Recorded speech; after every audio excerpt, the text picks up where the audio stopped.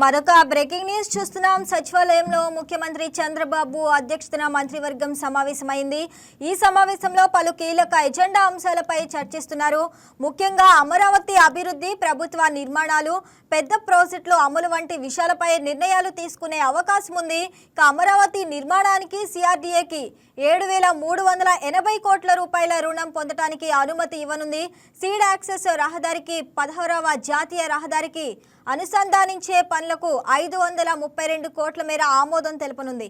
రాష్ట్ర స్థాయి అధికారుల ఆవాసానికి అవసరమైన ప్రాజెక్టుకు 169 కోట్ల వ్యయంతో టెండర్లు పిలవడానికి కేబినెట్ ఆమోదం ఇవ్వనుంది. రైట్, ఇక దీనిపై మరింత సమాచారం మా స్పెషల్ కరెస్పాండెంట్ రాజేష్ అందిస్తారు. రాజేష్, చెప్పండి. చంద్రబాబు అధ్యక్షతన మంత్రివర్గ సమావేశం అయితే జరుగుతుంది. ఈ సమావేశంలో పలు కీలక ఎజెండా అంశాలపై చర్చించనున్నట్టు తెలుస్తుంది కదా, దాని గురించి అప్డేట్స్ ఏంటి?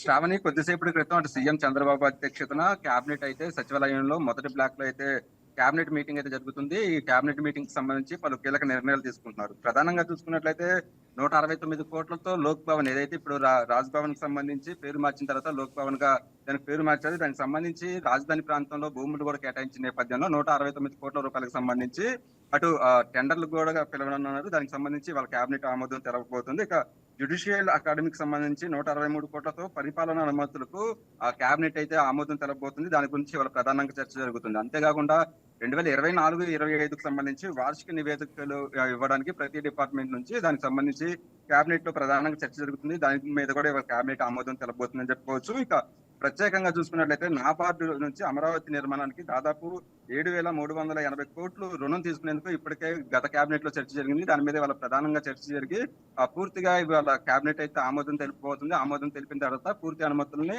అటు సిఆర్డీఏ కూడా ఇవ్వబోతున్నారని చెప్పుకోవచ్చు. అంటే రాజధాని నిర్మాణానికి సంబంధించి ప్రస్తుతానికి నిర్మాణ పనులు వేగవంతం అవుతున్నాయి. దాంతో పాటు మరొక 16,000 ఎకరాలు భూసేకరణకి ఇప్పటికే ప్రభుత్వం ముందుకు వెళ్ళింది. కాబట్టి పూర్తిగా సిఆర్డీఏకి సంబంధించి ప్రత్యేకమైన అనుమతులు ఇచ్చి రాజధాని నిర్మాణం మీద ఫోకస్ చేశారు. అభివృద్ధికి సంబంధించిన పనులు వెంటనే వేగవంతం చేయాలంటూ కూడా ఇప్పటికే సీఎం చంద్రబాబు అభివృద్ధి పనుల మీద కూడా సమీక్ష చేస్తున్నారు. దానికి సంబంధించి వాళ్ళు ప్రధానంగా కేబినెట్ లో చర్చ జరగబోతుంది. అంతేకాకుండా సిఆర్డీకి సంబంధించి నాబార్డు రుణం తీసుకునే విధంగా కూడా కేబినెట్ అయితే వాళ్ళ తీర్మానం అయితే చేయబోతుందని చెప్పుకోవచ్చు. ఇంకా రాజధాని నిర్మాణానికి సంబంధించి ప్రధానంగా చూసుకున్నట్టయితే స్పీడ్ యాక్సెస్ రోడ్డు నిర్మాణ పనులు అనేది చాలా వేగవంతం అవుతున్నాయి. దాదాపు రాజధాని పరిధిలో ఈ స్పీడ్ యాక్సెస్ రోడ్ అనేది చాలా కీలకంగా ఉంది. దీన్ని ఈ 16వ జాతీయ రహదారికి అనుసంధానం చేసే విధంగా, అంటే పూర్తిగా ఇది రాజధాని పరిధి వరకే ఇప్పుడు స్పీడ్ యాక్సెస్ రోడ్ అనేది ఉన్న నేపథ్యంలో ఇంకొక 5 కిలోమీటర్లు కానీ దీన్ని పెంచితే పూర్తిగా అటు 16వ జాతీయ రహదారికి అనుసంధానం చేస్తారు. దానికి సంబంధించి 532 కోట్ల వరకు కూడా దానికి ఖర్చు అవుతుంది. దాని మీద ఇవాళ కేబినెట్ లో ప్రధానంగా చర్చ జరగబోతుందని చెప్పుకోవచ్చు. అంతేకాకుండా ఎస్ఐబిబికి సంబంధించి గతంలో కూడా సీఎం చంద్రబాబు దీని మీద రివ్యూలు చేశారు. పూర్తిగా ఎస్ఐపిబిలో ఆమోదించిన పెట్టుబడులకు సంబంధించి వాళ్ళ కేబినెట్ లో చర్చ జరగబోతుంది. దాదాపు 20,000 కోట్లకు సంబంధించిన పెట్టుబడులకు సంబంధించి వాళ్ళ కేబినెట్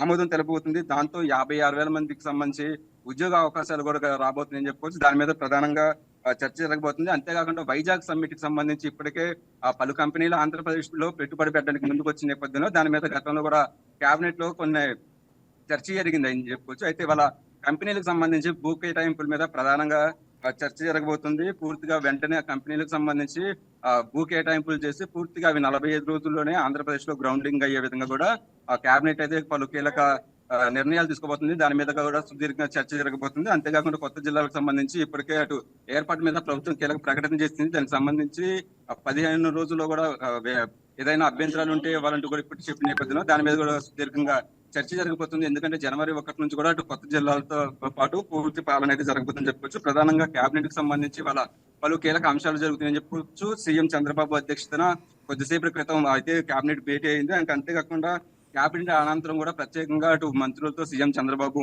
మాట్లాడబోతున్నట్టుగా తెలుస్తుంది. ప్రస్తుత రాజకీయ అంశాలు కావచ్చు, అలాగే కూటమి ప్రభుత్వం వచ్చిన తర్వాత ఈ 20 నెలల కాలంలో పూర్తిగా అటు పథకాలను కూడా అమలు చేస్తున్నారు. కాబట్టి వాటి మీద, సంక్షేమ పథకాల మీద కూడా అటు సీఎం చంద్రబాబు ప్రత్యేకంగా మంత్రులతో మాట్లాడబోతున్నట్టుగా కూడా సమాచారం ఉంటుంది. అంతేకాకుండా 1-to-1 మంత్రుల పనితీరుకు సంబంధించి నిన్న మీటింగ్ లో కూడా సీఎం చంద్రబాబు కీలక ఆదేశాలు ఇచ్చిన నేపథ్యంలో మరొకసారి వాళ్ళ పూర్తిగా మంత్రులకు సంబంధించి 1-to-1 కూడా సీఎం మాట్లాడే అవకాశం ఉన్నట్టు తెలుస్తుంది. అంటే పూర్తిగా ఈ కూటమి ప్రభుత్వం అధికారంలోకి వచ్చిన తర్వాత అమలు చేస్తున్న సంక్షేమ పథకాలు అటు లోకల్ గా కూటమి నాయకులను కలుపుకొని ప్రజల్లోకి తీసుకెళ్లే విధంగా కూడా కార్యాచరణ ఉండాలి. పూర్తిగా ప్రజలకి అందుబాటులో ఉండాలి. అంతేకాకుండా ఇన్ఛార్జ్ మంత్రులకు సంబంధించి కొన్ని కీలక ఆదేశాలు చేయబోతున్నట్టుగా తెలుస్తుంది. ఎందుకంటే అటు ఆ కూటమి నాయకులను కలుపుకొని పూర్తిగా జిల్లాలో ఎలాంటి డిస్టర్బెన్స్ లేకుండా పనిచేసే విధానం పనిచేయడంలో మాత్రం అటు ఇన్ఛార్జ్ మంత్రులు చాలా కీలకంగా ఉండాలంటూ కూడా ఇప్పుడే అటు సీఎం చంద్రబాబు చెప్పిన నేపథ్యంలో మరొకసారి వాళ్ళ కేబినెట్ మీటింగ్ అనంతరం కూడా మంత్రులతో అటు సీఎం చంద్రబాబు అయితే భేటీ కాబోతున్నారు. ప్రస్తుతం ఉన్న పరిస్థితుల మీద కూడా మాట్లాడి పూర్తిగా వాళ్ళకి కీలక